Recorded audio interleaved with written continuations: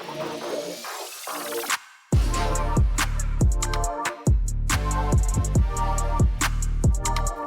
it's Obi Chukwumah, Space Connected. We're all about increasing assets and creating new space.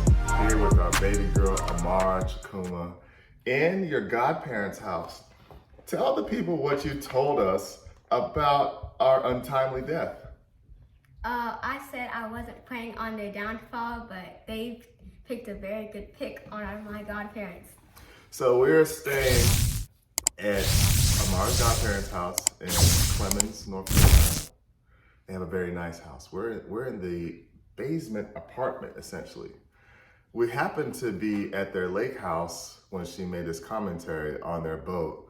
So I think she just said, hey, they got a really nice house in Clemens. They got a house on the lake near Charlotte. If my parents were to have untimely death, I think I'd be in good hands. So she'd be sad, but I almost feel like she said she'd feel like she'd have an upgrade. But hey, that's neither here nor there. We're here. I'll be grieving though. Don't worry, I'll be grieving in luxury. You'll be grieving in luxury.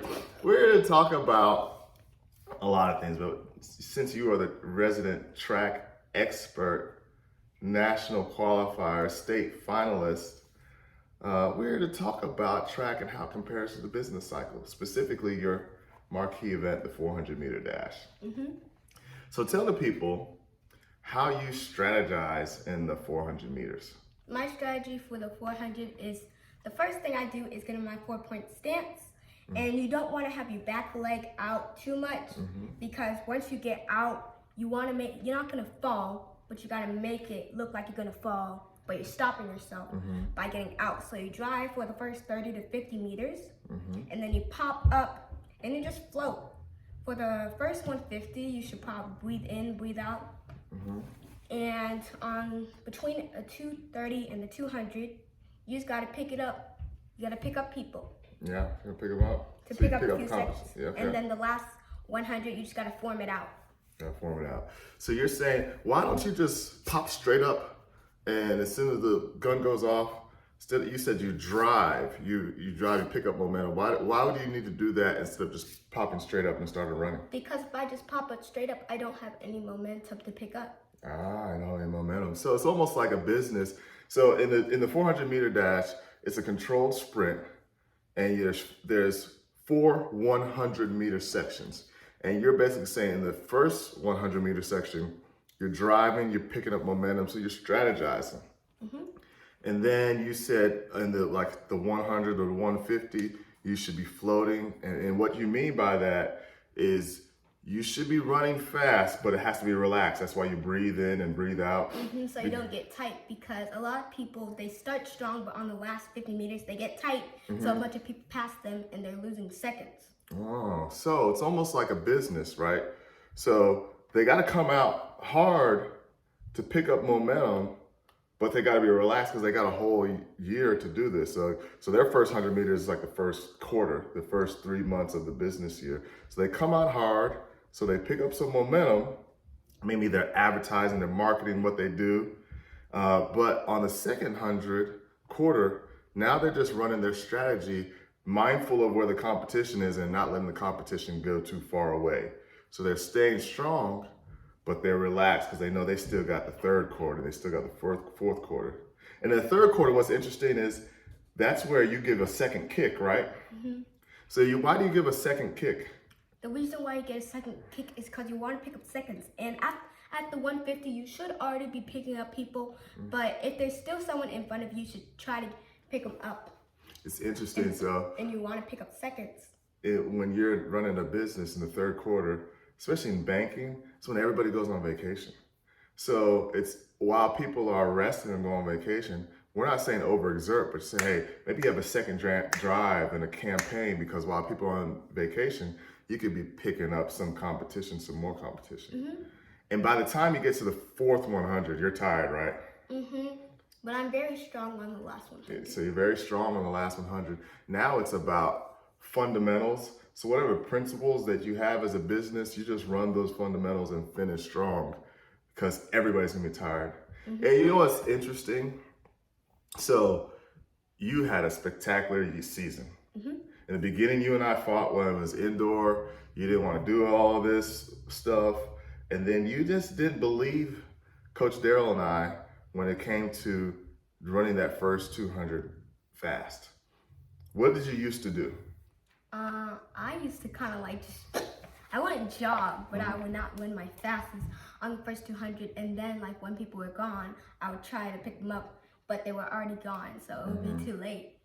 So that's interesting. So even though your strategy was like to conserve, say, hey, let me conserve, but almost in business and in the 400-meter dash, you got to go get it. You got to go get it in the beginning, because no matter what you do, You're gonna be tired. You're going to be tired in the end. The competition is going, and they might already be too far gone for you to conserve and then catch them. So when you changed your strategy, what happened? I wasn't always getting first place, but I was getting really good times. Usually I don't really care about the placings, I just want to get a good time. And when I don't get a good time, I get upset. When you run your race, you get good results. So even though you weren't worried about the placing, when you changed your strategy, you did really well. You qualified for Junior Olympics. You are 5th fastest Texan in TAF and the others. So we have AAU, whereas Junior Olympics, then TAF, the Texas Athletic Amateur Federation. Both of those, I got 5th place. And both of those, you got AAU, 5th. I got 5th place. And 5th place, regionals, TAF. AAU, 5th place. And then what's interesting is when we got to Greensboro, like we always talk about the good things, but sometimes there's challenges too. Tell us about what happened the first time you went to the stadium, North Carolina A&T. I literally started crying because it looked so big. It wasn't as big as I thought it was when I got down on the track, but from the top, it like looked so big because we were on the top of the stadium thing, on the bleachers, and it was like, I thought it was too big. It looked more than like a 100. It looked more than a 400. I was like, that's not a track. But actually, it looks way smaller. It looked like I'm used to raggedy tracks in Texas, but it's still but it was still felt small. But it's the same size. Everything is the same size because they're not gonna make you win less or more. Exactly. So sometimes from where we're looking, we can almost have an illusion. It's all about the angles. It's all about the angles. So there's 10,000 people in there. The track, because the stadium looked big, the track looked bigger, and it got to you. It had impact on your anxiety. So what did we do to counteract the anxious feelings that you were having? We did a lot of breathing in, breathing out. We also got me a playlist. A playlist to relax, calm music. And also fun music to get me pumped. Fun music to get you pumped, and we prayed too. We reached out for a higher power. You know what was interesting that I noticed? One is your mom and I are so extremely proud of you. Like, not because of the accomplishments, but because you got to learn more about yourself and more of what you had in you if you pushed yourself to beyond what you were comfortable doing. And you had great success. So nobody's sad about that either, especially when your dad's a former athlete. It's kind of a proud moment when your kid is following in some of those footsteps. But what I want to mention is that in life, when we get fearful, we kind of go back to our old practices and what's comfortable. So you performed well. Your anxiety was high, and that had some impact, but you overcame it. But because your anxiety was so high, sometimes you can forget your strategy. And in the beginning of the race at nationals, I could see the time on my thing. I wasn't looking at it, but once I got to the first 200, I saw that I got 32 seconds because it shows the time. It shows the time. And I was like, that's too slow. And once I hit the 200, I picked it up because, I remember my strategy. I forgot my strategy for a few seconds. And you notice, so you forgot you end up still running the 3rd best time you ran all year, which is very good. But because you went against the strategy, the competition was a little bit too far away. But the reason why you went back to your old ways is because when you got anxious, you go back to what your practices are. And it became a new practice for you to get out fast. And because you got anxious, you went back to your old practice. But then when you had something remind you, when you saw the time, you're like, oh, you kicked in. And it is an amazing feat to overcome, sometimes people have setbacks and then they just give up. But you had a setback and you kept going, and it made you finish strong. You end up, 56 out of 112 of the fastest girls in the country is pretty doggone good for your first time. And you're gonna keep on doing it. So I'm proud of you. You have to get a 105 to qualify. You had to get a 105 to qualify, and that's some real My fastest speed. time is a 109. Well, I'm not that's- sure if I can drop 4 seconds in one meet. Yeah, that's some real speed. You did Unless a great I'm winning job. $1 billion. Yeah, I'll drop all those seconds. Yep. And you know what? You also found out that other people are human too. Some competitors that we've seen in Texas that are very strong competitors, they didn't also all have their best days either. Yeah. So we're human. Mm-hmm. Noah Lyles, the fastest 200 runner in the country, he had a bad year last year, and now he's killing it. So there was like a few coaches. They couldn't pick me up. So a 10-year-old that I was running with in the same heat had to pick me up.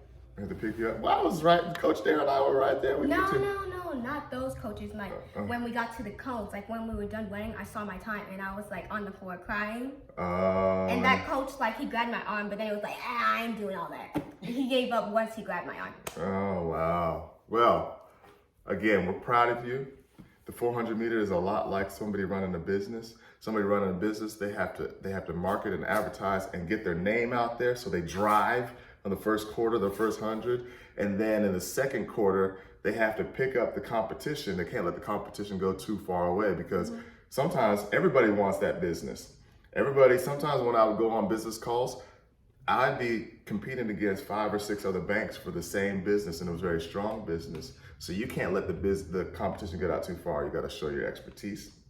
You got to show your commitment to taking care of the customer's need. You got to be competitive, and just like the runner has to.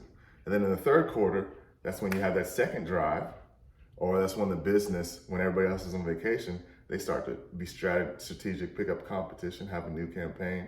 And then that fourth quarter, you just maintain your fundamentals. Good form, cheek pocket, maintain who the business is, they maintain who they are, and they finish strong, you finish strong. Amara, when you come correct, they can't stop you. This year they couldn't stop you. Love you. Too. All right.